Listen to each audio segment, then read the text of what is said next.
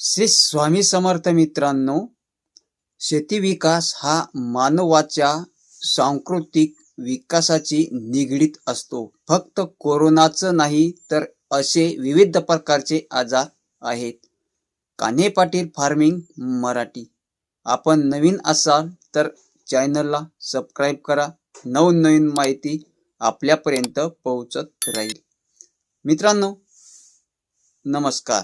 जे माणसाच्या पूर्वी शरीराला रिक्त करून सोडतात, जगात स्वतःचे आरोग्य आणि रोगप्रतिकारक शक्ती मजबूत करणे हेच एकमेव पर्याय राहिले आहे.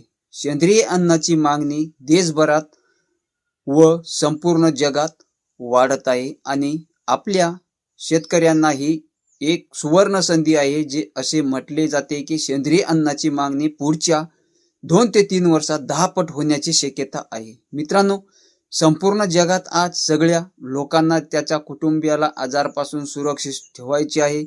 सगळ्यांना त्याची रोगप्रतिकारक शक्ती वाढवायची आहे आणि त्यासाठी एकमेव पर्याय म्हणजेच चांगल्या गुणवत्तेची फळे व भाज्या शेतकऱ्यांनी सेंद्रिय मागणीसाठी आतापर्यंत तयार व्हायला हवे. मित्रांनो, जमिनीचे आरोग्य खराब झाल्यामुळे मानवाला कॅन्सर सारख्या रोगाचा त्रास सहन करावा लागत आहे. शेतीचा खर्च भरमसाठ वाढत असून शेतकऱ्याला उत्पादन मिळत नाहीये. सेंद्रिय शेतीच्या माध्यमातून शेतकरी फक्त शेतीच नाही तर पूर्ण सेंद्रिय चक्राचे पालन करू शकतो. म्हणजेच सेंद्रिय खताचा वापर, मिश्र पीक पद्धती, पिकाची फरपालेट पण निमंत्रण, वृक्ष लागवड, कंपोस्ट व प्राण्यांचे संगोपन इत्यादी गोष्टी करू शकतो.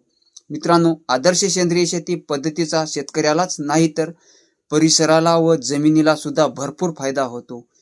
रासायनिक औषधाचा खर्च, अवनाशक सिंचन व कीटकनाशकाचा खर्च सगळेच वाचते, पण सोबतच जमिनीची आरोग्य उत्तम राहते. मित्रांनो, सेंद्रिय शेतीचा फक्त शेतकऱ्याला आणि ग्राहकालाच फायदा नाही तर परिसराला सुद्धा सेंद्रिय शेतीमुळे सकारात्मक ऊर्जा निर्माण होते. यामुळे सर्व परिसरातील सर्वांना ताज्या वातावरणाचा अनुभव होतो.